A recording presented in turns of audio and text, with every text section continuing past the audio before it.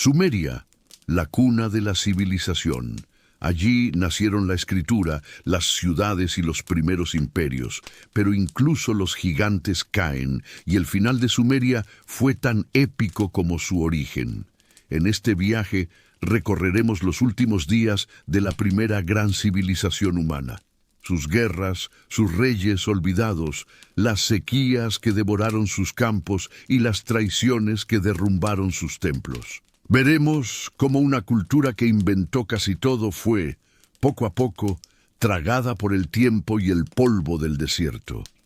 ¿Qué nos dice su caída sobre nuestra propia historia, sobre la fragilidad del poder y la memoria? Si te apasionan las civilizaciones antiguas y las historias que resuenan en la eternidad, deja tu like, suscríbete y acompáñame, porque esta es la historia de los últimos días de Sumeria. En los últimos destellos de grandeza, Sumeria volvió a levantarse sobre el polvo de los siglos. Tras las guerras, las invasiones y el caos que habían seguido a la caída del imperio acadio, un nuevo orden emergió desde las ruinas. Ur-Nammu, rey de Ur, se erigió como el restaurador de la antigua gloria. Con su ascenso comenzó el período conocido como el Tercer Imperio de Ur, la última aurora antes del ocaso definitivo. En su tiempo, las ciudades del sur mesopotámico volvieron a vibrar con el sonido de los martillos, el murmullo de los escribas y los himnos a los dioses que resonaban en los templos. Era el renacimiento de una civilización que durante milenios había modelado la historia misma de la humanidad. Ur-Nammu comprendió que la fuerza no bastaba para sostener un imperio. Su genio fue administrativo, no solo militar. Reformó el sistema legal, codificó leyes que antecedieron incluso al famoso Código de Hammurabi y reorganizó los templos como pilares del poder estatal. Las ciudades de Ur, Uruk, Lagash y Nippur se unieron bajo una misma red de tributos, escribas y sacerdotes. Las tablillas de arcilla registraban desde el grano que salía de los silos hasta las raciones de cerveza entregadas a los obreros. La escritura cuneiforme alcanzó una precisión que ningún otro pueblo había igualado hasta entonces. Todo estaba medido, contado y sellado. El orden se convirtió en la nueva forma de fe. Las calles de Ur, reconstruidas en ladrillo cocido, brillaban bajo el sol del desierto. El gran Sigurat, un coloso de 3 niveles, se alzaba sobre la ciudad como una montaña sagrada. Era tanto templo como símbolo político, un puente entre los hombres y los dioses, entre la tierra y el cielo. Los sacerdotes ascendían sus escalones cubiertos de betún, llevando ofrendas a Nana, el dios de la luna, patrono de Ur. Desde lo alto, los reyes observaban su reino, un tapiz de canales, campos fértiles y ciudades unidas por el comercio y la fe. Sumeria parecía invencible. Tras la muerte de Ur-Nammu, su hijo Shulgi heredó un imperio sólido y rico. Continuó la obra de su padre, pero con un espíritu más ambicioso y visionario. Shulgi amplió las fronteras, estableció rutas comerciales que llegaban hasta el Elam oriental y el lejano Golfo Pérsico, y promovió un sistema educativo que formaba escribas, contadores y arquitectos al servicio del Estado. La administración de Ur-13 era una máquina perfecta, donde cada funcionario tenía un rol y cada ciudad una función. En las escuelas, los jóvenes aprendían la antigua lengua sumeria, aunque ya se hablaban dialectos semíticos en las calles. La cultura se convirtió en un refugio frente al paso del tiempo. Escribir era resistir al olvido. Sin embargo, bajo el brillo del orden se gestaban las primeras sombras. La misma burocracia que mantenía el imperio comenzaba a sofocarlo. Cada templo, cada almacén, cada canal necesitaba escribas, inspectores y supervisores. Las tablillas se multiplicaban hasta el exceso. Los campesinos, cargados de impuestos y trabajo forzado, Veían cómo el grano que cultivaban servía para alimentar a soldados y sacerdotes antes que a sus propias familias. La perfección del sistema exigía sacrificios silenciosos. Las fronteras, además, se volvían cada vez más difíciles de controlar.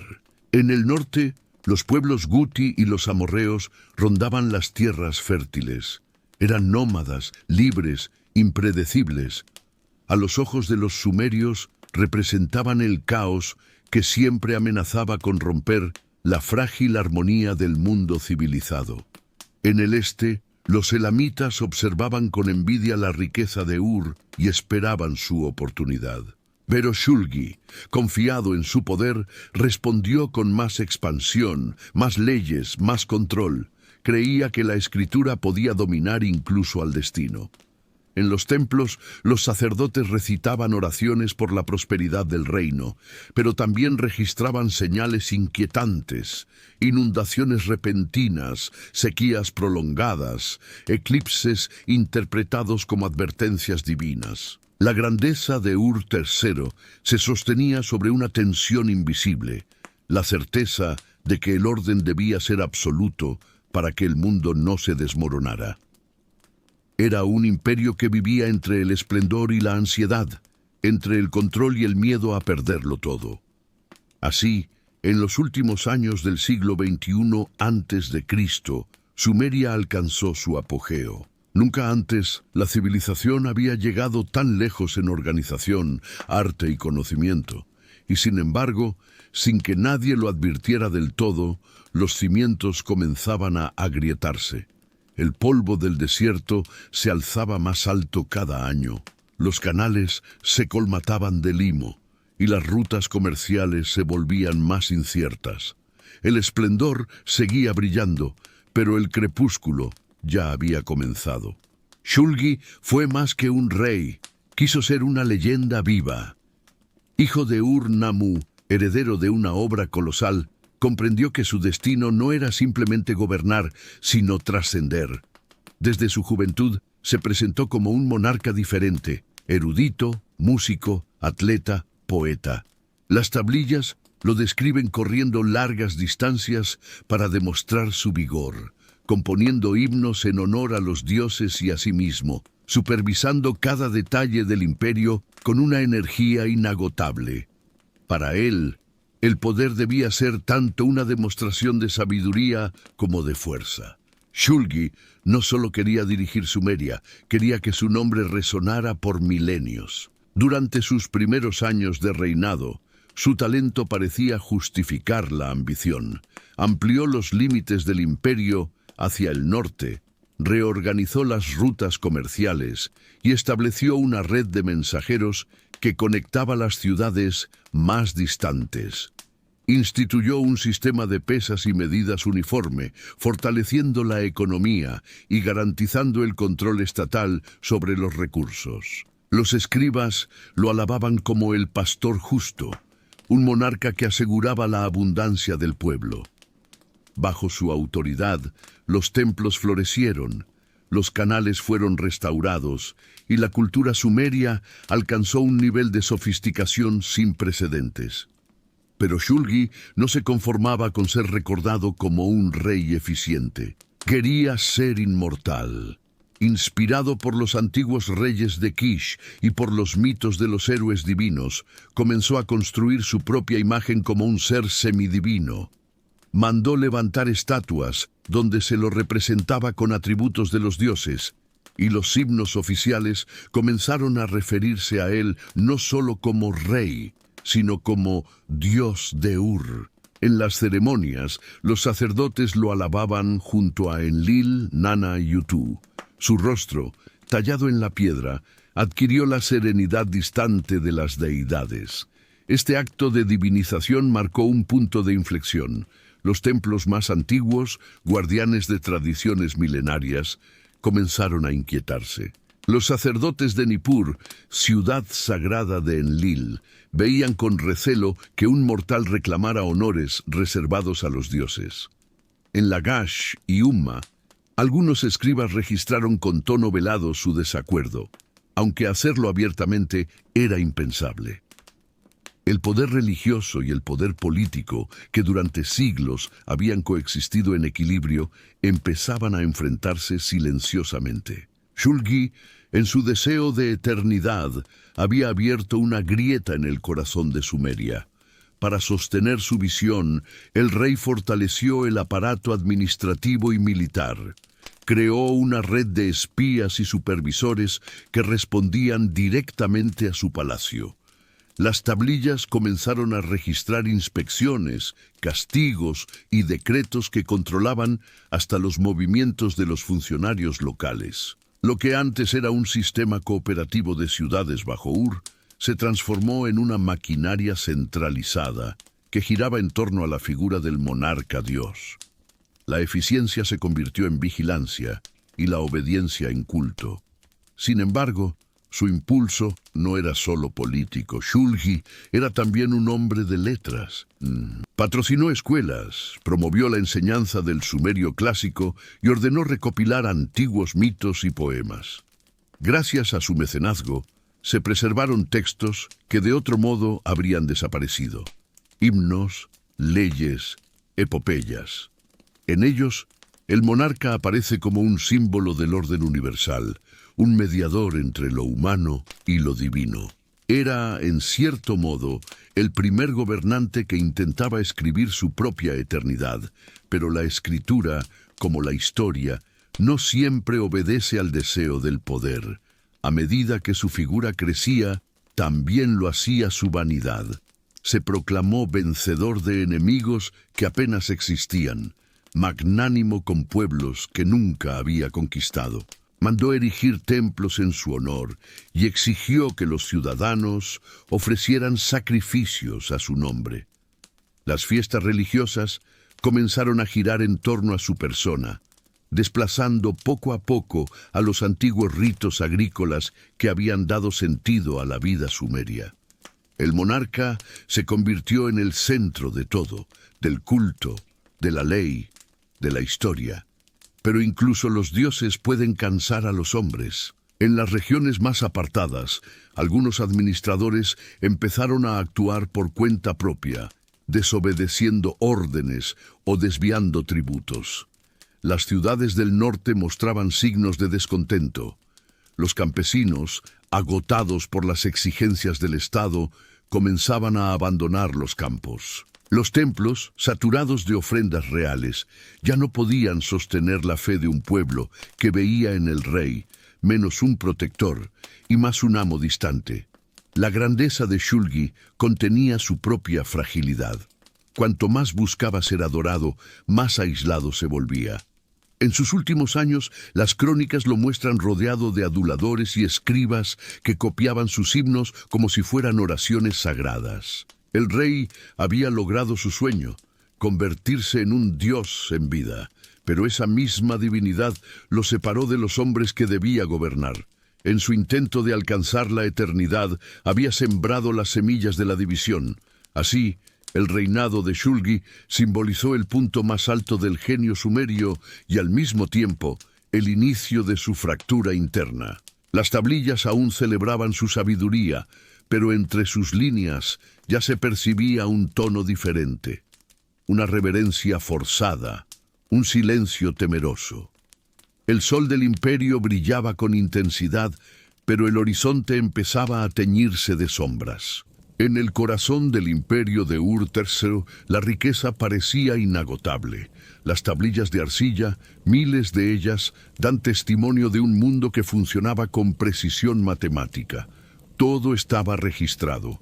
La cantidad de cebada que salía de los graneros, los lotes de lana entregados a los tejedores, las raciones de cerveza que recibían los obreros. Sumeria había convertido la administración en una ciencia.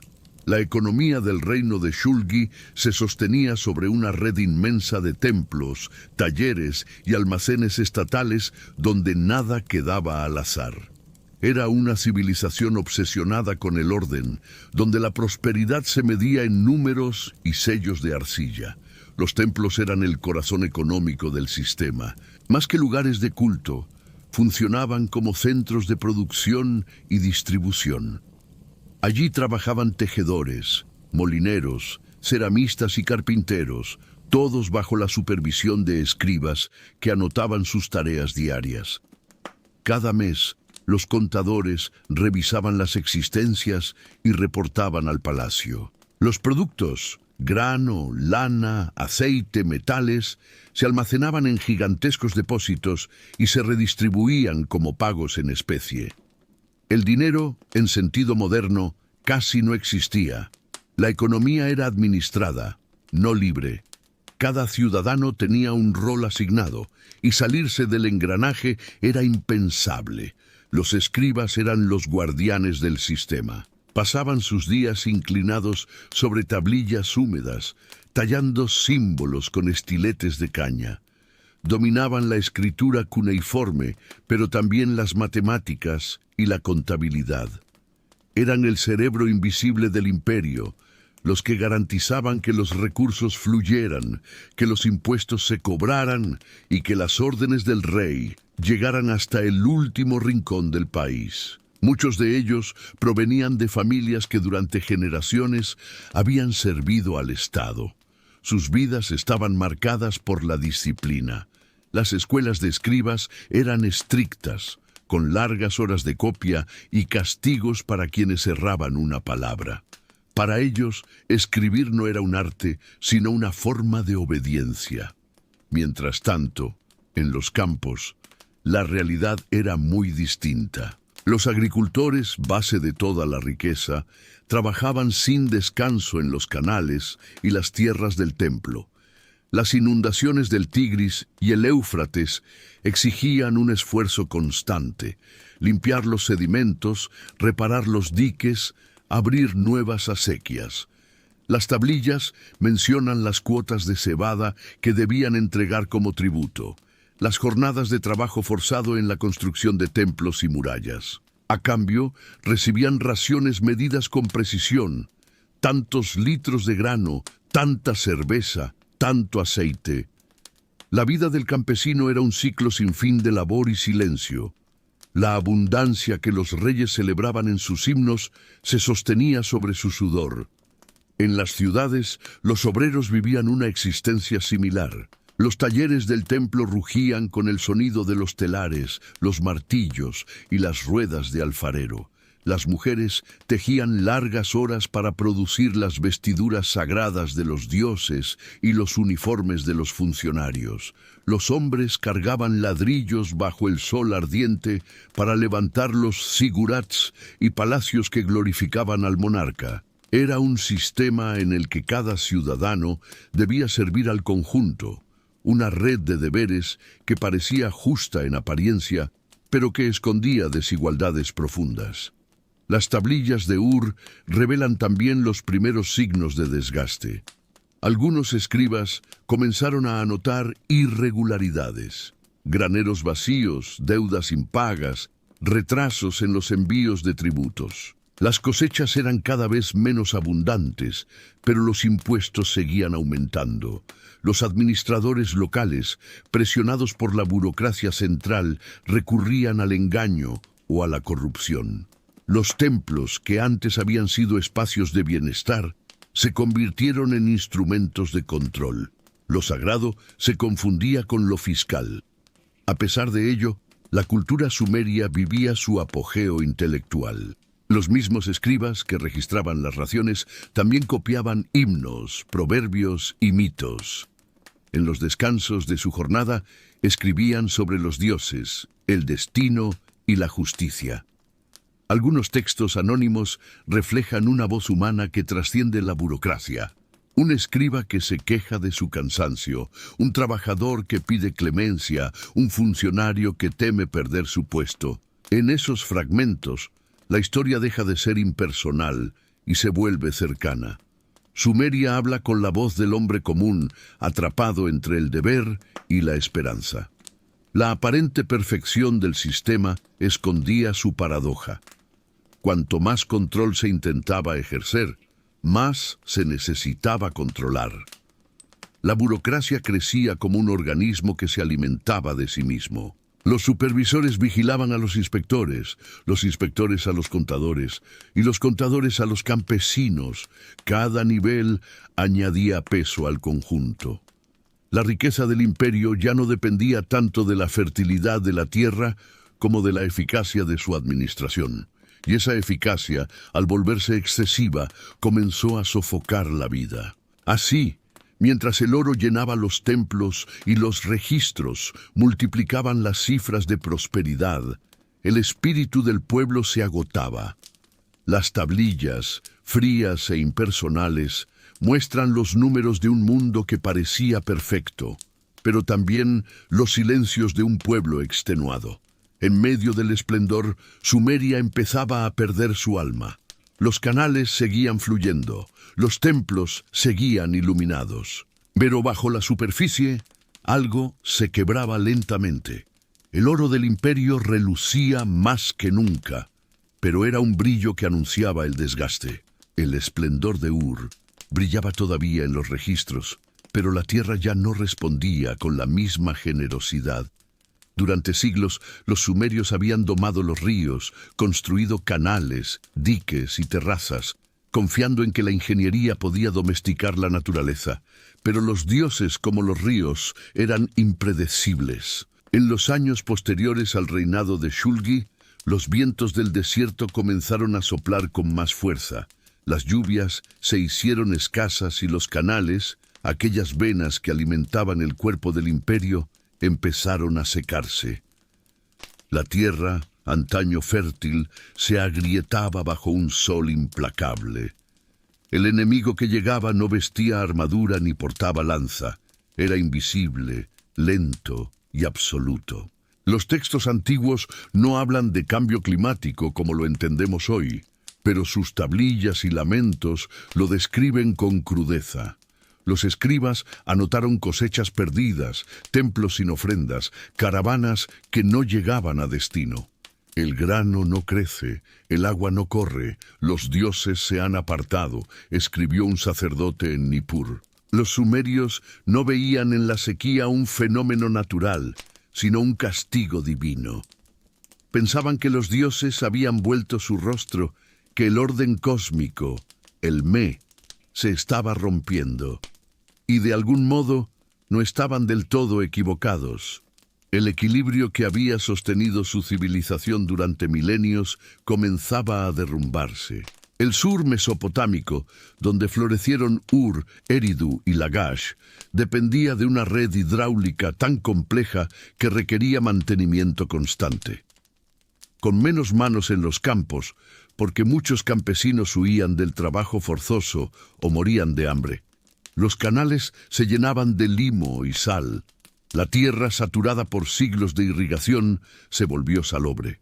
El agua que antes fertilizaba los cultivos empezó a envenenarlos.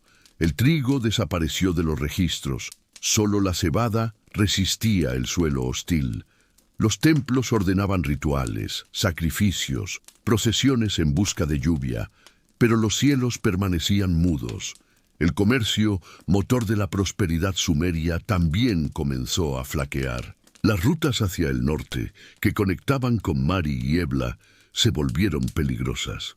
Los mercaderes regresaban con menos plata y más noticias de saqueos. Las caravanas que antes traían madera del Líbano y cobre del Golfo llegaron cada vez con menos frecuencia.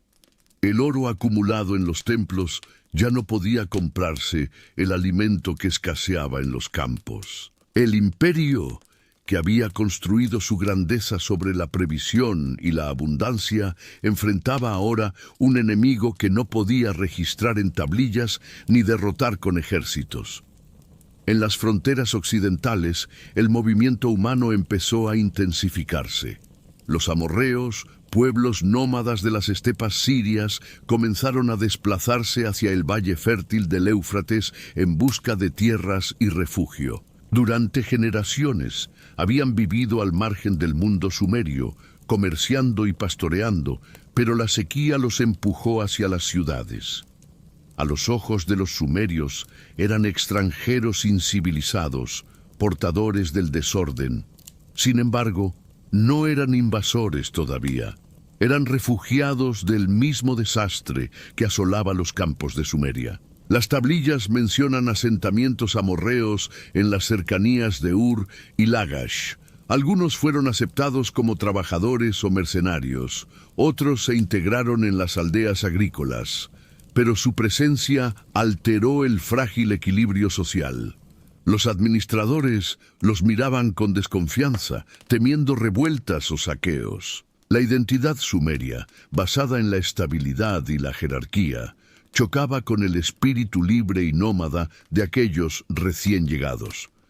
Lo que para los amorreos era supervivencia, para los sumerios era una amenaza. En los templos, los sacerdotes interpretaban los desastres como advertencias. Decían que los dioses castigaban la soberbia del rey que se había proclamado divino. Las plegarias a Nana y Enlil se multiplicaban, los sacrificios aumentaban, pero los signos empeoraban. Algunos textos relatan que las lluvias olvidaron la tierra, que los ríos cambiaron su camino. La naturaleza parecía haber roto su pacto con los hombres. En un mundo donde el equilibrio cósmico lo era todo, aquella ruptura equivalía a la muerte. Mientras tanto, el pueblo sufría en silencio. Los campesinos abandonaban los campos resecos y se dirigían a las ciudades en busca de alimento. Las murallas de Ur se llenaban de refugiados, las raciones disminuían, los precios subían y la burocracia, incapaz de admitir su impotencia, respondía con más control. Los escribas seguían escribiendo, los funcionarios seguían calculando, pero el sistema que pretendía registrar la realidad ya no podía comprenderla. Los números seguían aumentando en las tablillas, mientras el hambre aumentaba en las calles. El contraste se hizo insoportable. Dentro de los templos, los sacerdotes aún vestían oro y ofrecían perfumes a los dioses. Fuera de ellos, los niños morían de sed. Los himnos proclamaban abundancia, pero el aire ardía con el olor de la sequía. Por primera vez en siglos, la tierra, esa misma tierra que los sumerios habían convertido en jardín, se rebelaba. Ningún decreto real, ninguna tablilla sellada podía revertirlo. La grandeza de Sumeria había nacido del control sobre la naturaleza, y ahora era la naturaleza quien dictaba el destino. Los dioses permanecían en silencio, los canales se volvían polvo, y los pueblos del desierto se acercaban cada día más. En medio del ocaso dorado del imperio, los sumerios comprendieron, aunque demasiado tarde, que incluso las civilizaciones más poderosas dependen de algo tan frágil como el agua. Cuando la tierra dejó de dar fruto y los vientos trajeron polvo en lugar de lluvia, los reyes de Ur comprendieron que su poder ya no se sostenía sobre la abundancia, sino sobre la defensa. El esplendor agrícola y comercial del imperio se transformó en una lucha constante por sobrevivir. En las fronteras, los amorreos y los pueblos montañeses del norte aparecían como sombras que avanzaban y retrocedían, saqueando aldeas, cortando rutas y poniendo a prueba la resistencia de las ciudades.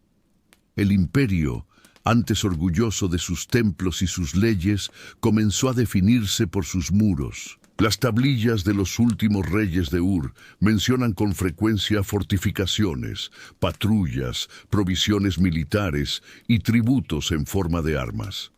La administración, antaño consagrada al orden civil, se convirtió en una maquinaria de guerra. El rey Shusin, sucesor de Shulgi, ordenó levantar una línea defensiva monumental, un muro de más de 150 kilómetros que cruzaba las llanuras del norte de Mesopotamia. Lo llamaron el Muro de los Amorritas, una barrera de tierra y ladrillo destinada a contener a los pueblos nómadas. Era una obra gigantesca, una muralla que pretendía separar el mundo civilizado del caos del desierto. Pero como todas las construcciones nacidas del miedo, también era un símbolo de debilidad. A lo largo de aquella frontera polvorienta, las guarniciones se multiplicaron, las ciudades menores se convirtieron en fortalezas y los templos en depósitos de armas. Los campesinos fueron reclutados para servir como soldados o transportistas, abandonando los campos que ya apenas producían. Las tablillas comienzan a registrar entregas de lanzas, carros, raciones para tropas, caballos y bueyes destinados al ejército. Sumeria, que había nacido bajo el signo del arado, vivía ahora bajo el signo de la espada. Los generales, hombres acostumbrados al polvo y la violencia, se transformaron en los nuevos protagonistas de la política. Algunos provenían de familias nobles, otros eran soldados que habían ascendido por mérito y astucia. Conocían mejor los desiertos que los palacios, y su lealtad era, en muchos casos, más personal que institucional. Los reyes dependían de ellos para mantener el orden y defender las rutas. En las tablillas comienzan a aparecer nombres de comandantes que controlaban provincias enteras como pequeños reinos. La centralización que Shulgi había impuesto empezaba a fragmentarse entre hombres armados y ambiciosos. El palacio de Ur, mientras tanto, seguía proyectando la imagen de un poder intacto. Las ceremonias continuaban. Los sacerdotes seguían cantando himnos al dios Nana y los escribas llenaban las paredes con inscripciones que proclamaban victorias y prosperidad. Pero esas palabras sonaban cada vez más huecas. Los reyes ya no caminaban entre su pueblo. Permanecían encerrados en sus templos, rodeados de consejeros que hablaban más de rituales que de realidad. El contacto entre gobernante y gobernado se había roto. La voz del rey, que antes inspiraba orden, se había vuelto distante, casi mítica. En las calles de las ciudades el ambiente era otro. Los mercados se llenaban de rumores sobre ataques, sobre tributos impagables, sobre caravanas desaparecidas. Las familias de campesinos refugiadas en las murallas dormían entre templos y almacenes. Los soldados patrullaban las puertas de Ur, controlando la entrada de los extranjeros. La militarización, al principio una medida temporal, se convirtió en una forma de vida. La sociedad entera fue absorbida por la lógica de la defensa. Las tablillas de este periodo muestran una obsesión con el control. Censos de hombres aptos para el servicio, registros de armas, listas de prisioneros y ejecuciones. La economía, ya debilitada por la sequía, fue subordinada a las necesidades del ejército. Los templos, antaño dedicados al bienestar del pueblo, comenzaron a financiar las campañas con sus propios recursos. Incluso los sacerdotes, que habían sido guardianes del equilibrio divino, adoptaron el lenguaje de la guerra. Los enemigos eran descritos como demonios del desierto, fuerzas del caos que debían ser repelidas para restaurar la armonía. Pero el verdadero enemigo no estaba afuera. El muro que pretendía proteger al imperio también lo aisló. El comercio con las regiones vecinas se redujo drásticamente. Las caravanas temían atravesar un país convertido en fortaleza. La autosuficiencia se volvió imposible en una tierra que cada año producía menos. Las ciudades empezaron a competir por los pocos recursos disponibles, reavivando viejas rivalidades entre Ur, Umma, Lagash y otras urbes. La cohesión que había mantenido unido al imperio se resquebrajaba desde dentro. El miedo se convirtió en la emoción dominante.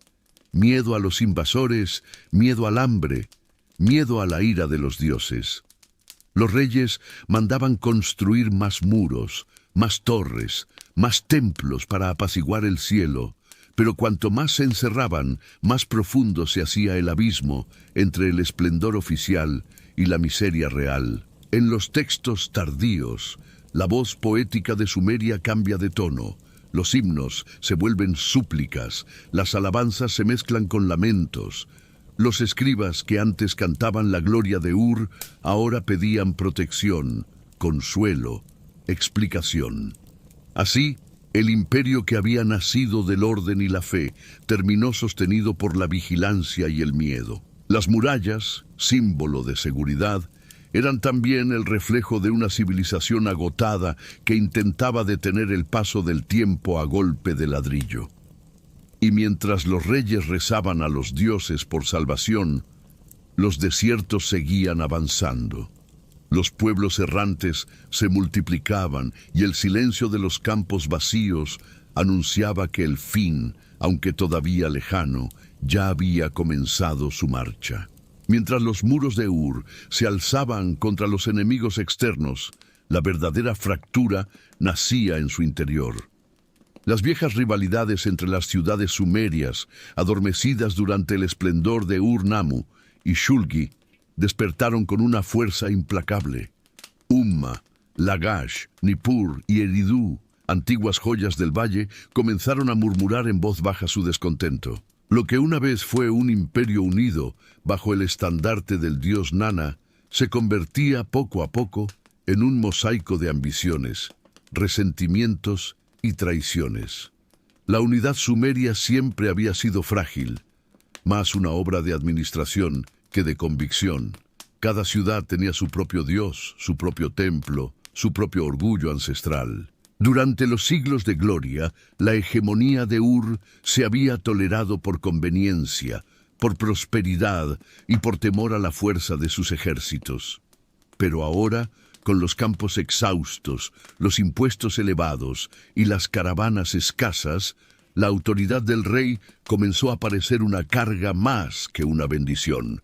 Las tablillas de provincias lejanas muestran retrasos en los tributos, quejas sobre los inspectores del palacio y hasta notas sutiles de desafío. El hilo que unía al imperio se tensaba.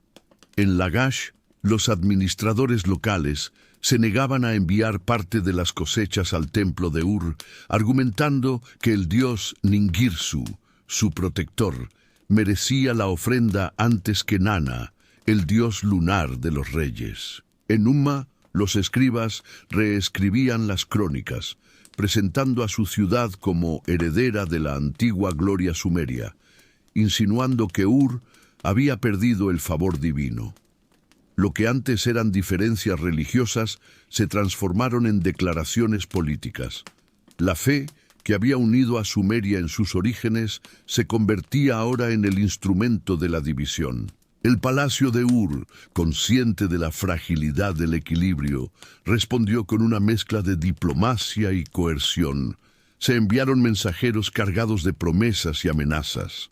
Los reyes ofrecieron títulos honoríficos a los gobernadores díscolos, intentando apaciguarlos con prestigio y oro. Pero las arcas del templo ya no eran inagotables, y cada concesión económica era un golpe más a la estabilidad del Estado. Cuando el dinero y las palabras no bastaban, se enviaban tropas. Guarniciones enteras eran desplazadas a las ciudades sospechosas de conspirar, y con ellas llegaba también el resentimiento. Los escribas, fieles observadores de su tiempo, dejaron en las tablillas rastros del clima tenso que se respiraba. Hablan de inspecciones fallidas, de caravanas emboscadas, de tributos que se pierden en el camino. Mencionan a oficiales desleales, a sacerdotes que aconsejan contra el rey. Los templos, antaño pilares de la administración, se transformaron en centros de poder paralelo. Algunos sacerdotes comenzaron a proclamar que los desastres naturales eran castigos por la arrogancia de los reyes, que el dios Nana había vuelto su rostro del trono de Ur. Esas palabras, en una sociedad profundamente religiosa, eran más peligrosas que una rebelión armada. El propio palacio se convirtió en un campo minado de intrigas. Los consejeros competían por el favor del rey, los sacerdotes por el control de los recursos sagrados, los generales por el mando de las guarniciones. Las decisiones se retrasaban entre discusiones y sospechas. El poder ya no emanaba de una voz unificada, sino de un coro disonante de intereses cruzados. En las tablillas más íntimas se percibe el cansancio de los funcionarios. Los hombres mienten al rey. Nadie escucha al Dios. El país se divide como el barro bajo la sequía. En medio de este caos silencioso, el pueblo comenzaba a percibir el cambio. Los mercados ya no hablaban solo de la sequía o los enemigos, sino de la corrupción. Los escribas cobraban sobornos para falsificar registros de impuestos. Los soldados exigían pagos por protección. Los administradores desviaban ofrendas. Los templos, antes símbolo de pureza, se llenaban de rumores sobre sacrificios alterados y ritos comprados.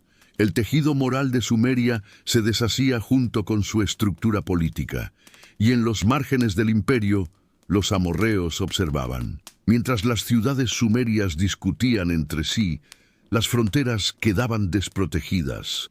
Los ejércitos, en lugar de defender los límites del reino, eran enviados a reprimir revueltas internas o escoltar tributos. El coloso de Ur, agotado por dentro, empezaba a ofrecer grietas a través de las cuales el mundo exterior podía colarse. Pero los reyes no lo veían.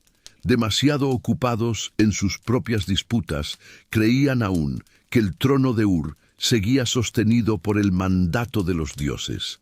En los registros de este período aparecen señales de desesperación disfrazada de orgullo. Los reyes intensifican las ceremonias religiosas, ordenan construir nuevos templos, ofrecen sacrificios mayores. Pretenden demostrar fortaleza mientras el suelo tiembla bajo sus pies.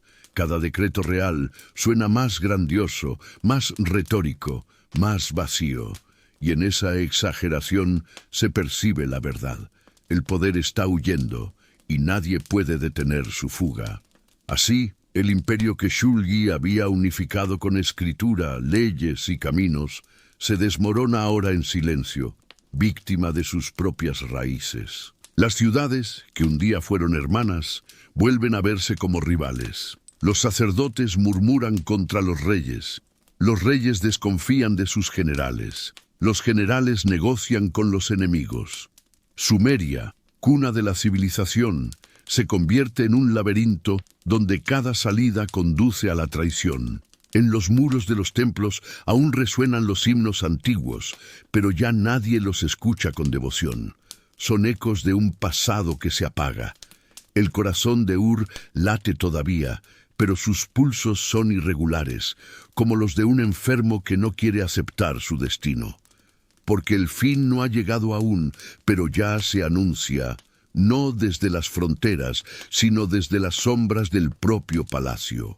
Desde el este, más allá de las montañas y los desiertos que separaban el corazón de Sumeria de las tierras altas, comenzó a escucharse un rumor sordo. Era el eco de una civilización que despertaba, Elam.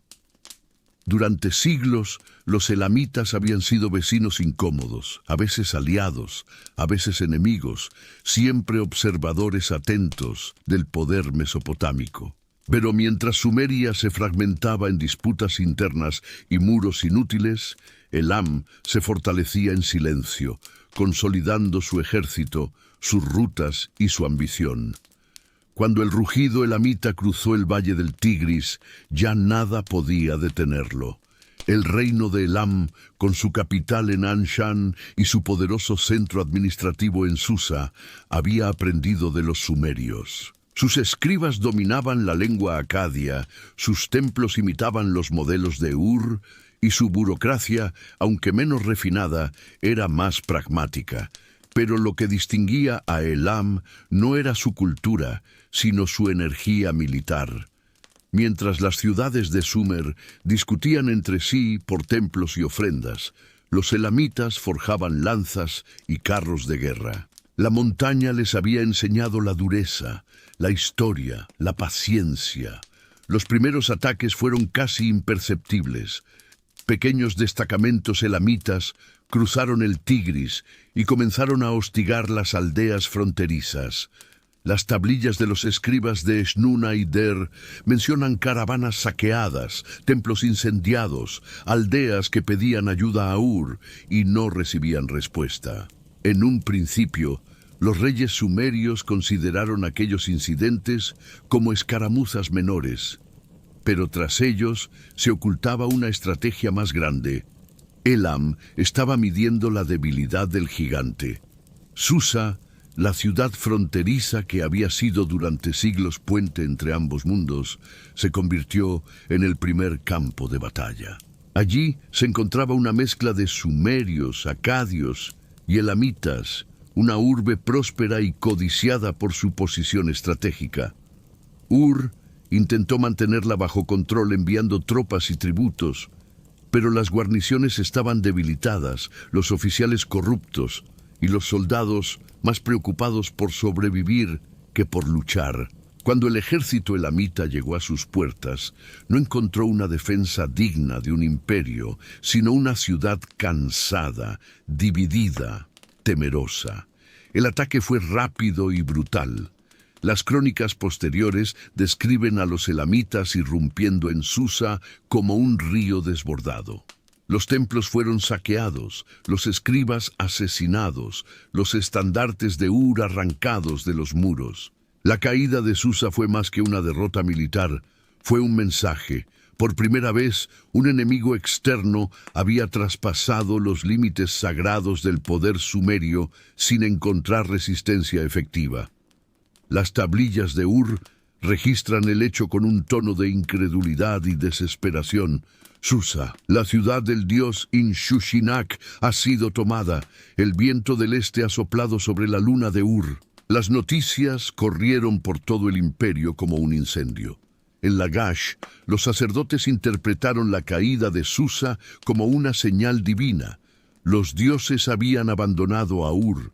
En Umma, los gobernadores locales aprovecharon el caos para declarar una autonomía de facto. Cada ciudad comenzó a pensar en su propia supervivencia, mientras el trono de Ur se quedaba sin aliados. El enemigo ya no era una amenaza distante. Estaba dentro del valle, cruzando las mismas rutas que antes llevaban los tributos y los peregrinos. El rey Ibi-Sin, último soberano de la dinastía de Ur, ordenó la movilización general, pero su llamada llegó demasiado tarde. El ejército que marchó hacia el este era un eco del poder antiguo, mal equipado, mal alimentado, compuesto por campesinos reclutados a la fuerza y oficiales que desconfiaban unos de otros.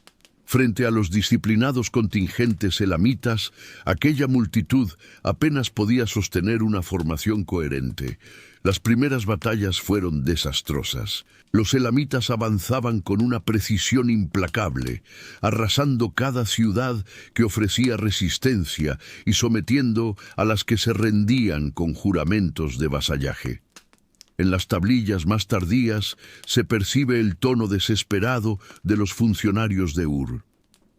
El trigo no llega, los canales están secos, las rutas no son seguras, los hombres temen mirar hacia el este. La administración comenzó a derrumbarse.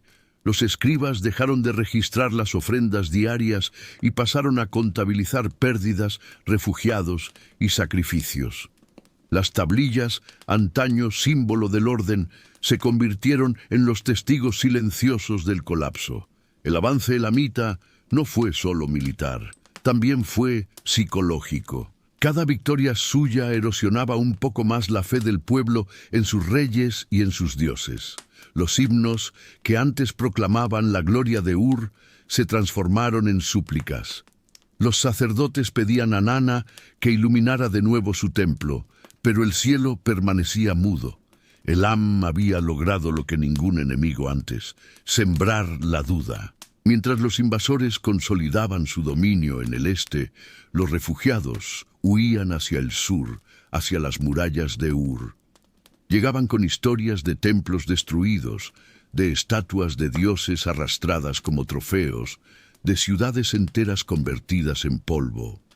Ur, otrora dueña del mundo conocido, se veía rodeada por un silencio que crecía cada día. El imperio que había trazado caminos y leyes, ahora veía desmoronarse su mapa ante un enemigo que avanzaba sin pausa. El rugido de Elam no era solo el sonido de la guerra, era el eco de un cambio de era. Las montañas hablaban ahora con voz de trueno, y el valle sagrado de Sumeria comenzaba a responder con el murmullo del fin. El primer imperio de la historia, nacido de la escritura y la fe, se preparaba sin saberlo para su último capítulo. La luna de Ur brillaba débil sobre una ciudad cercada. Las murallas, antaño símbolo del poder divino y de la civilización más antigua del mundo, se habían convertido en su propia prisión.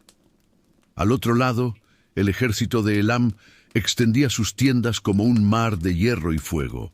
Dentro, el silencio solo se rompía por los lamentos de los hambrientos, el golpe del viento sobre las torres y los rezos que subían cada noche desde los templos buscando un Dios que ya no respondía. El asedio de Ur comenzó sin estruendo, con la calma metódica de quien sabe que el tiempo es su mejor arma. Los elamitas bloquearon las rutas de suministro, cortaron los canales que llevaban agua y alimento desde los campos y esperaron. Nadie entraba, nadie salía. Lo que antes era una ciudad llena de vida y comercio se transformó en un laberinto de sombras, donde el olor del pan se volvió recuerdo y el oro no valía más que un puñado de grano. Las tablillas encontradas por los arqueólogos cuentan el drama en fragmentos, registros de raciones reducidas, de niños entregados a los templos para ser alimentados, de sacrificios cada vez más desesperados. El hambre ronda las calles, dice un texto de aquel tiempo. Las madres miran el rostro de sus hijos y no encuentran lágrimas. Las plazas, donde antes se celebraban festivales, se convirtieron en refugios, los templos en hospitales improvisados y las oraciones en gritos ahogados. La lamentación por la destrucción de Ur, un texto escrito poco después de la caída, conserva el eco de ese sufrimiento con una belleza que duele. En sus versos se lee: la tormenta barrió la tierra, la ciudad fue entregada al enemigo. El templo de Nana fue abandonado, y la gente como pájaro sin nido buscó refugio entre los escombros. Ese lamento no era solo poesía, era el testimonio de un pueblo que veía desaparecer la obra de siglos. El rey Ibisin, último monarca de la gran dinastía de Ur, resistía dentro del palacio como un espectro del pasado. Las tablillas lo muestran intentando mantener la administración, firmando decretos, ofreciendo sacrificios cada vez mayores. Pero su autoridad se desvanecía día a día. Los generales discutían entre sí, los sacerdotes culpaban al rey por la ira de los dioses, y el pueblo murmuraba que la luna, símbolo del dios Nana, había perdido su brillo por vergüenza. La fe, último sostén del espíritu sumerio, comenzaba a quebrarse. Fuera de las murallas, los elamitas observaban el colapso con paciencia implacable. Sabían que el hambre haría lo que sus armas no podían. Encendían hogueras cada noche frente a las puertas de la ciudad, no para atacar, sino para recordarles a los sitiados que no había escapatoria. Algunos prisioneros fueron llevados ante las murallas, torturados o ejecutados, en un espectáculo que buscaba quebrar el corazón de Ur antes que sus muros. Dentro, el tiempo se deformó. Los días se medían por el número de cuerpos enterrados, por las raciones cada vez más pequeñas, por los rumores que recorrían los templos. Se decía que algunos escribas habían comenzado a registrar plegarias en lugar de inventarios, que las tablillas se llenaban de versos, no de números. Cuando las palabras de los dioses desaparecen, el ser humano inventa poesía para no volverse loco. Una tablilla fragmentada hallada siglos después dice: el viento del desierto entró en la ciudad, el polvo cubrió los altares, el lamento de las mujeres llenó los patios. Los hombres ya no rezan, solo esperan. Las lluvias no llegaron. Los graneros vacíos resonaban como tumbas. Y mientras el pueblo moría de hambre, el rey ofrecía los últimos sacrificios en el Sigurat de Ur, intentando atraer la mirada de Nana por última vez. Según la tradición, Subió a la cima del templo vestido con túnicas blancas y miró hacia el cielo.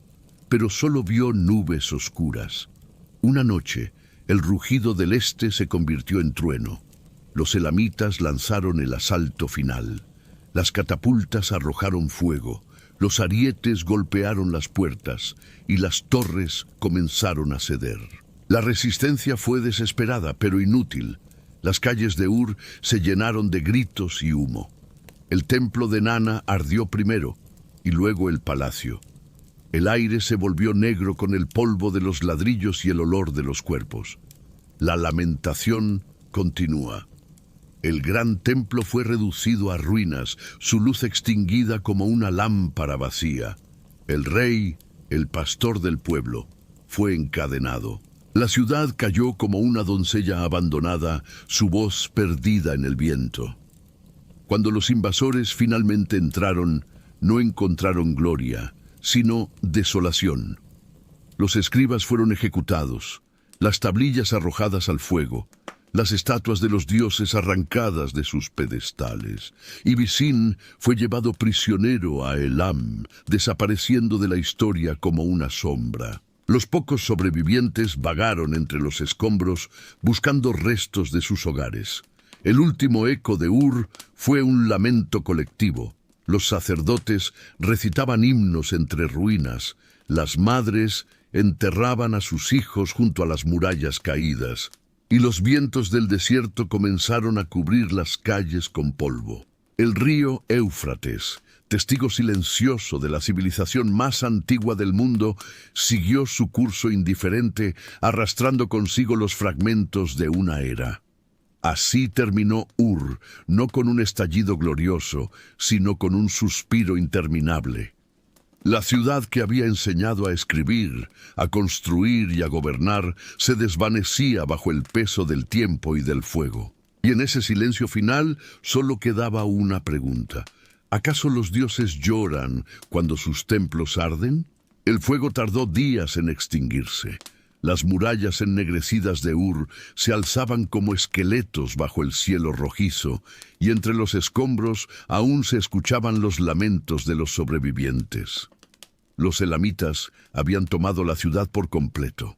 El palacio ardía, los templos habían sido saqueados y el aire estaba cargado del humo de los altares profanados. Donde antes resonaban los himnos al dios Nana, ahora solo se oían gritos apagados y el crujido del fuego devorando tablillas, muebles, estatuas y sueños. Ibizín, el último rey de la gran dinastía de Ur, fue arrastrado de su trono.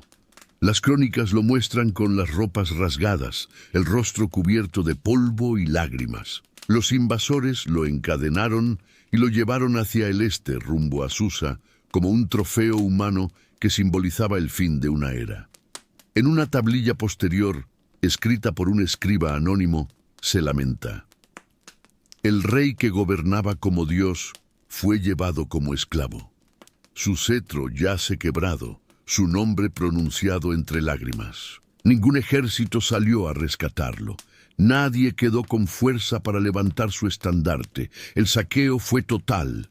Los templos fueron los primeros objetivos. El sigurat de Nana fue despojado de sus joyas y sus estatuas divinas arrancadas de los altares. Los cofres del palacio, que habían guardado los tributos de todo el imperio, se vaciaron bajo las manos de los soldados elamitas. El oro, la plata y el cobre salían en caravanas rumbo a las montañas. Las tablillas administrativas, testigos de siglos de comercio y leyes, eran arrojadas al fuego o pisoteadas.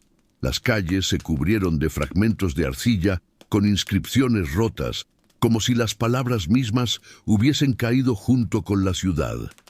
El silencio que siguió al saqueo fue más terrible que el estruendo de la batalla. Los invasores, tras llevarse lo que podían cargar, abandonaron las ruinas.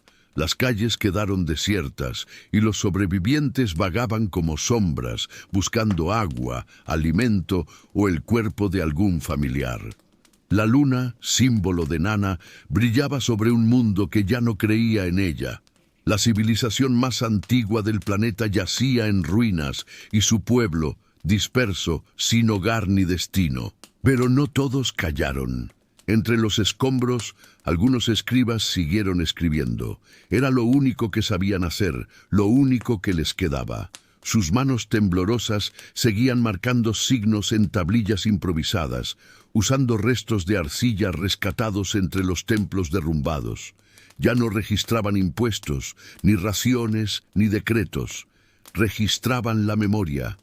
Uno de ellos escribió: «Las murallas se derrumbaron, las casas se quemaron, los dioses partieron, pero la palabra permanece».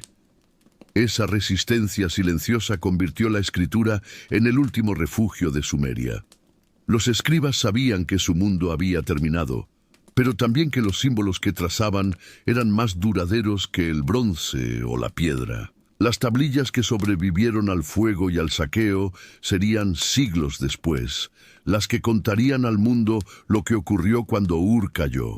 En ellas no hay gloria ni heroísmo, sino una tristeza profunda y lúcida, una conciencia trágica de que estaban presenciando el final de algo inmenso. Las lamentaciones por la destrucción de Ur parecen haber sido escritas en ese contexto, no como una obra oficial, sino como un acto de duelo colectivo.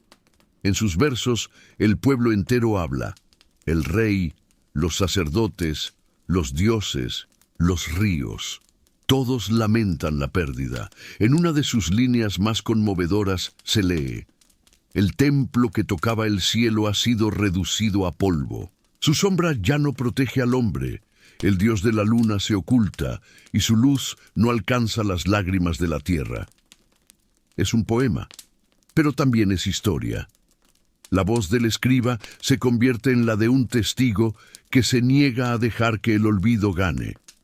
En los años siguientes, pequeñas comunidades intentaron reconstruir parte de la ciudad. Algunos templos fueron restaurados, se levantaron casas humildes entre los restos del palacio, y los canales volvieron a llenarse de agua por un tiempo. Pero la grandeza no regresó.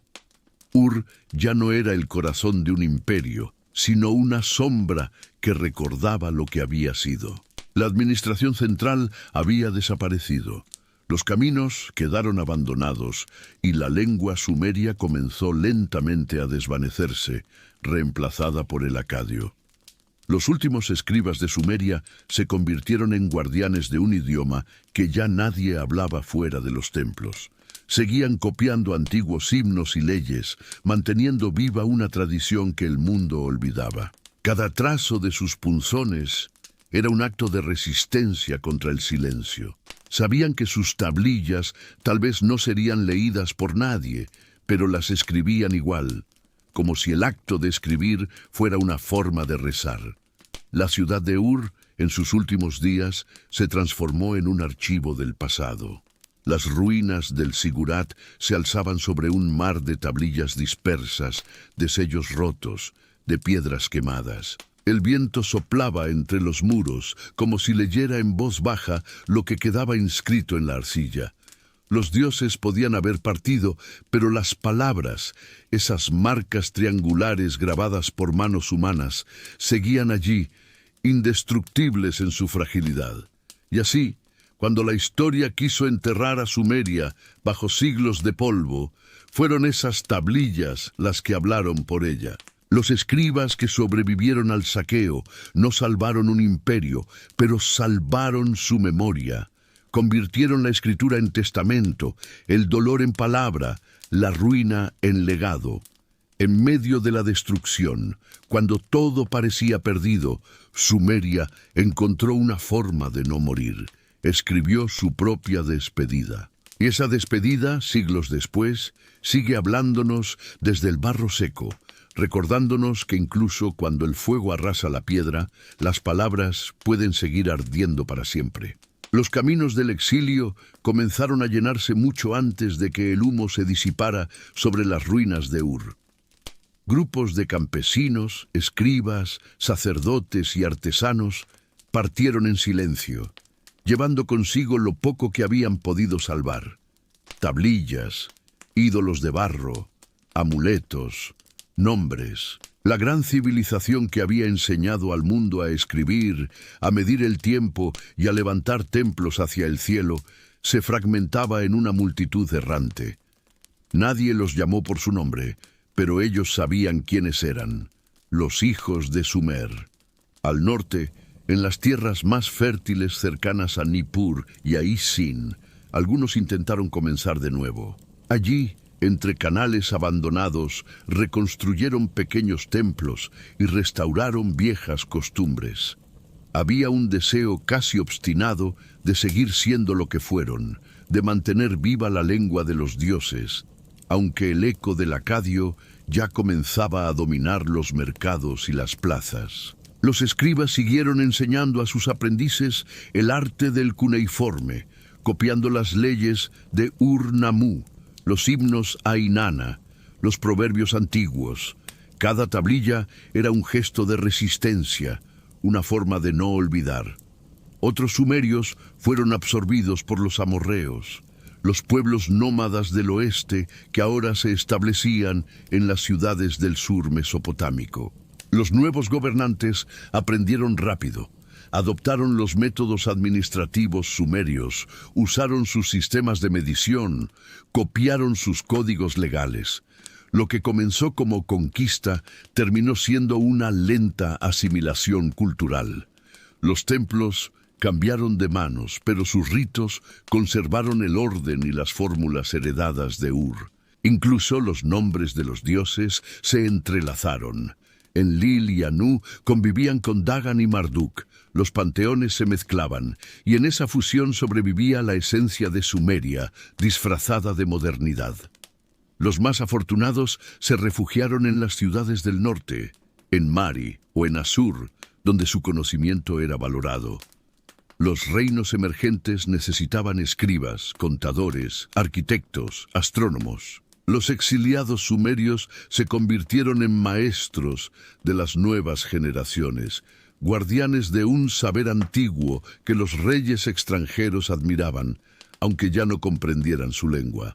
Así, la ciencia, la escritura y la organización política de Sumer siguieron latiendo en el corazón de Mesopotamia, incluso cuando su pueblo había dejado de existir como nación. Los mitos también emprendieron su propio viaje. La epopeya de Gilgamesh, nacida en las tablillas de Uruk, fue traducida y reelaborada por los acadios, transformándose en una obra universal. Las historias de Enki, Inanna y Utu fueron reinterpretadas bajo otros nombres, adaptadas a nuevos dioses y nuevos imperios. Pero detrás de esas máscaras persistía el alma sumeria, el dilema entre el hombre y los dioses, el deseo de eternidad, la búsqueda de sabiduría y el temor al olvido. La civilización que inventó la escritura había entendido, antes que ninguna otra, que las palabras podían sobrevivir a la carne. Mientras los pueblos se mezclaban, la lengua sumeria se convirtió en una lengua sagrada, reservada para los rituales y la enseñanza. Ya nadie la hablaba en las calles, pero se seguía estudiando en las escuelas de escribas. Era el latín de Mesopotamia, un idioma muerto que seguía dando vida al conocimiento. Los nuevos reinos, Isin, Larsa, Babilonia, heredaron no solo su administración, sino su manera de pensar el mundo, la necesidad de registrar, de medir, de organizar el caos. El espíritu de Sumer se había disuelto, pero su forma permanecía. Con el paso de los siglos, las ciudades fundadas por los sumerios quedaron cubiertas de polvo. Las arenas del desierto borraron los canales, los templos y los palacios. Los viajeros pasaban por sus ruinas sin saber que bajo sus pies dormía la primera civilización humana. Pero bajo cada capa de tierra, las tablillas seguían ahí, intactas, como si esperaran a que alguien las despertara del sueño milenario. Cuando los arqueólogos las desenterraron miles de años después, las palabras de aquellos exiliados volvieron a respirar, y con ellas la voz de un pueblo que nunca se resignó del todo a desaparecer. Los hijos del exilio no fundaron nuevos imperios, ni escribieron nuevas epopeyas, pero su legado se infiltró en todos los que vinieron después. Babilonia heredó su sabiduría, Asiria su método, Persia su sentido del orden.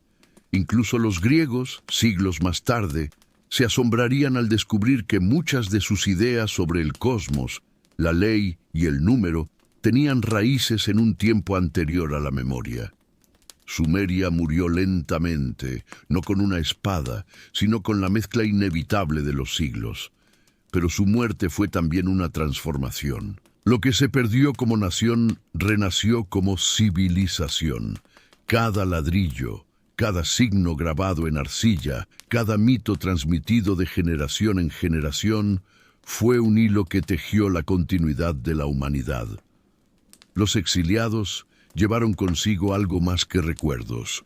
Llevaron la idea de que el conocimiento podía vencer al olvido. Y así, aunque su lengua dejó de pronunciarse y sus dioses fueron reemplazados, el espíritu de Sumer siguió vivo en la memoria de la humanidad. En cada palabra escrita, en cada ciudad planificada, en cada intento de comprender el cielo y la tierra, hay una chispa sumeria. La civilización que cayó bajo las llamas de Elam no desapareció. Se transformó en la raíz invisible de todo lo que vino después. Cuando los hijos del exilio miraban hacia el oeste, tal vez pensaban que su historia había terminado. Pero la arcilla que una vez moldearon guardó su voz más allá del tiempo. Hoy, al leer sus tablillas, escuchamos lo que ellos no sabían, que ningún exilio es total, que las palabras pueden regresar incluso desde el polvo. Sumeria no fue solo el principio de la historia, fue también su primer renacimiento. En las ruinas de Ur, entre los restos ennegrecidos de los templos, los sacerdotes buscaron un sentido. Las tablillas encontradas entre los escombros no son simples registros del desastre, sino confesiones de un pueblo que creyó haber sido abandonado por sus dioses. Para los sumerios, nada ocurría por casualidad. Cada victoria, cada inundación, cada enfermedad era una señal del mundo divino. Y cuando el silencio reemplazó las plegarias, cuando los ídolos fueron robados y los altares quedaron vacíos, comprendieron que el desastre no era solo político o militar, sino espiritual. La ciudad pecó contra su Dios, por eso su muralla cayó. Así comienzan muchas de las lamentaciones escritas tras la caída de Ur. No hablan de los elamitas, ni de los amorreos, ni de los reyes derrotados. Hablan del enojo de Enlil, del juicio de Inanna, del alejamiento de Nana, el dios lunar que había sido protector de Ur. En la mente sumeria, la ruina de una ciudad era la consecuencia inevitable de una ruptura sagrada. Los dioses no eran meras figuras simbólicas, eran fuerzas reales, principios de orden que, al retirarse, dejaban paso al caos. Así, la destrucción de Ur fue vista como el reflejo de un desorden cósmico. Los sacerdotes y poetas de la época transformaron esa visión en una teología del desastre. En las lamentaciones por la destrucción de Sumer y Ur, la ciudad es personificada como una madre que llora a sus hijos perdidos, como una reina destronada que clama por el perdón divino. Es una poesía de culpa y de esperanza. Los dioses se fueron, pero pueden volver si el hombre reconoce su error. Lo que para nosotros puede parecer una explicación mítica, era para ellos un intento profundo de reconciliar el sufrimiento con el sentido del universo. No aceptaban el azar. Todo debía tener una causa, y esa causa era moral. El pensamiento sumerio siempre había oscilado entre la obediencia y la rebeldía. En sus mitos más antiguos, como el de Enki y Nimma o el de Atrahasis, ya aparece la idea de que la humanidad es creada para servir, pero también es capaz de desobedecer. Esa tensión se proyectó en su interpretación de la caída. Si los dioses habían castigado a Ur, era porque los hombres se habían vuelto soberbios, como Shulgi, que se proclamó divino, o como los templos que acumularon riquezas mientras el pueblo sufría hambre. La ruina era, por tanto, un espejo moral, la imagen de un orden roto por el exceso. Sin embargo, hay algo profundamente humano en esa autocrítica. No se trata solo de miedo o resignación. En esas tablillas se percibe también una comprensión lúcida del ciclo de la historia. Los sumerios sabían que todo lo creado estaba destinado a decaer. Lo decían sus proverbios: el día de la abundancia no dura para siempre. Incluso en los momentos de gloria, la sombra del destino estaba presente. Su concepto de Me, los decretos divinos que rigen la existencia, implicaba que cada civilización, como cada ser, tenía un tiempo asignado. Cuando ese tiempo terminaba, ni los muros más altos podían resistir. Pero si la ruina era inevitable, también lo era la memoria. En los himnos posteriores se percibe una aceptación serena. Sumer había caído, pero su palabra seguiría resonando. El eco de los dioses no se había extinguido, solo se había desplazado. Los hombres ya no los oían en los templos, sino en los sueños, en las historias, en la escritura. El acto mismo de registrar su caída fue una forma de desafiarla. En ese sentido, los sumerios convirtieron su tragedia en un acto de creación. De la pérdida nació una conciencia nueva, la de que el hombre puede preservar el orden incluso cuando los dioses callan. Este pensamiento, silencioso pero poderoso, fue heredado por todas las civilizaciones posteriores de Mesopotamia. Los babilonios reinterpretaron las viejas lamentaciones como textos sagrados. Los sacerdotes de Nippur copiaron las tablillas antiguas, creyendo que al repetir las palabras del lamento podían restablecer el vínculo con el cielo. Incluso siglos después, cuando el nombre de Sumer ya era un recuerdo, esa visión del destino persistió. La idea de que los dioses conceden poder y también lo retiran, de que todo imperio que olvida la justicia está condenado a caer. Los arqueólogos modernos encontraron en esas tablillas algo más que historia.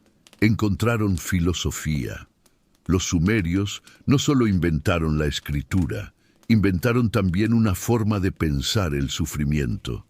No se limitaron a registrar hechos, buscaron sentido. En un mundo sin esperanza científica ni promesas de redención, intuyeron que el dolor tenía un propósito. Su respuesta fue poética, no racional, pero profunda.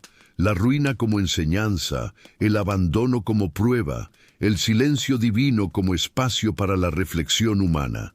Y quizás ese fue su legado más duradero. No sus palacios ni sus templos, sino su capacidad de transformar la pérdida en palabra. En cada lamentación, en cada verso que pide perdón a los dioses ausentes, late una verdad universal. Que la civilización no muere cuando caen sus muros, sino cuando deja de preguntarse por el sentido de su destino.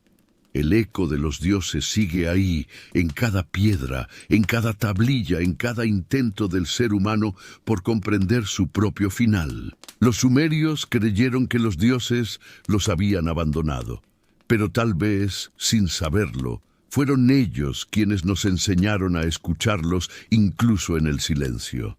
Cuando el viento sopla sobre las ruinas de Ur, no trae solo arena. Lleva consigo el murmullo de miles de voces, el eco de un tiempo en que el ser humano aprendía a ordenar el caos con signos sobre la arcilla. Allí, donde los templos se derrumbaron y los canales se secaron, nació algo que ninguna espada pudo destruir: la conciencia de que todo lo vivido, si se escribe, puede volver a existir. Por eso, aunque Sumeria cayó, no desapareció. Su final fue el comienzo del relato humano. Los arqueólogos desenterraron tablillas cubiertas de polvo, y en ellas encontraron los primeros latidos de lo que hoy llamamos civilización. Las leyes de Ur-Nammu, grabadas con precisión milimétrica, anticiparon el principio de justicia que siglos después inspiraría a Babilonia, a Roma y a nosotros. Los registros de comercio, los himnos, los contratos, los inventarios, todo aquello que parecía cotidiano, eran en realidad los cimientos del mundo moderno. En esas líneas toscas talladas con punzones sobre barro húmedo, se escondía la semilla de la razón, del orden y del deseo de permanencia, porque eso fue Sumeria, un pueblo que quiso dejar huellas. Cada ladrillo cocido, cada palabra inscrita, cada cifra anotada fue un intento de detener el paso del tiempo. Los sumerios comprendieron que la inmortalidad no estaba en los cuerpos ni en los reinos, sino en las ideas. Cuando los templos se desmoronaron, sus palabras siguieron vivas en el silencio de la tierra. Y miles de años después, al ser desenterradas, volvieron a pronunciarse, devolviendo la voz a un mundo que ya no recordaba su nombre. La caída de Sumeria no fue una catástrofe definitiva, sino una metamorfosis. Sus dioses fueron adoptados y transformados, sus leyes reinterpretadas, su lengua convertida en símbolo sagrado. Los pueblos que vinieron después no pudieron escapar de su influencia. Los acadios, los babilonios, los asirios, los persas, todos bebieron del mismo manantial. Cada uno añadió algo nuevo, pero todos conservaron un fragmento de la antigua sabiduría. Como una corriente subterránea, la herencia sumeria fluyó bajo las arenas del tiempo, invisible pero constante, alimentando las raíces del futuro. Y tal vez eso sea lo más asombroso, que una civilización desaparecida hace más de 4000 años siga viva en nosotros. Cuando escribimos, cuando trazamos un número, cuando buscamos justicia o adoramos al conocimiento, repetimos gestos que nacieron en aquellas ciudades de barro y sol. Sumeria nos enseñó que el poder es efímero, pero el pensamiento es eterno, que las ciudades pueden caer, pero las ideas viajan más lejos que cualquier ejército. Los últimos reyes de Ur creyeron que su mundo terminaba. Vieron las llamas, escucharon los lamentos y pensaron que los dioses habían cerrado los ojos. Pero lo que en realidad ocurrió fue un despertar. En medio del colapso, el ser humano comprendió que debía asumir el papel de los dioses, crear, recordar, reconstruir. Desde entonces, cada civilización ha repetido ese ciclo: nacimiento, esplendor, caída, renacimiento, como si la historia fuera un espejo que nos devuelve una y otra vez la misma lección. Sumeria cayó, pero su caída fue un acto de entrega. Dejó a la humanidad su herencia más preciosa, la memoria. Gracias a ellos aprendimos a narrar, a calcular, a mirar el cielo buscando sentido. Su mundo se disolvió, pero sus preguntas permanecen intactas. ¿Qué significa gobernar? ¿Qué es el destino? ¿Qué queda de nosotros cuando todo desaparece? Esas preguntas cruzaron milenios y aún resuenan, porque fueron las primeras que se formularon con palabras. Si los sumerios pudieran mirarnos hoy, tal vez sonreirían al ver que seguimos escribiendo, construyendo, soñando con tocar las estrellas.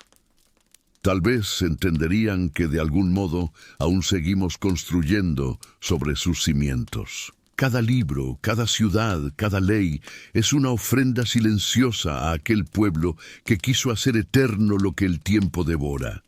Ellos encendieron la primera antorcha y nosotros seguimos caminando con su fuego. Las ruinas de Ur no son solo restos arqueológicos, son un espejo donde podemos vernos reflejados. Allí yace la advertencia de que todo imperio, por más glorioso que sea, acabará siendo polvo. Pero también brilla la promesa de que las ideas, si son lo bastante fuertes, pueden atravesar la muerte. Sumeria fue la primera en entender que el verdadero poder no consiste en dominar, sino en recordar. Cuando cae la noche sobre el desierto y la luna, la misma que veneraba el dios Nana, ilumina los montículos de arcilla. Parece que el tiempo se detiene. El viento sopla sobre las antiguas calles y en su murmullo se escucha algo más que vacío. Se escucha la respiración del principio. Porque allí, en ese rincón olvidado del mundo, comenzó nuestra historia. Y quizás por eso, los últimos días de Sumeria no deben contarse como un lamento, sino como una revelación. No fue el fin de un pueblo, sino el nacimiento de la humanidad consciente de sí misma. Todo lo que somos, la palabra, la ley, la memoria, brota de su polvo. Así que cuando pensemos en su caída, recordemos que de las ruinas siempre florece algo nuevo. Sumeria cayó, pero su caída fue el primer amanecer.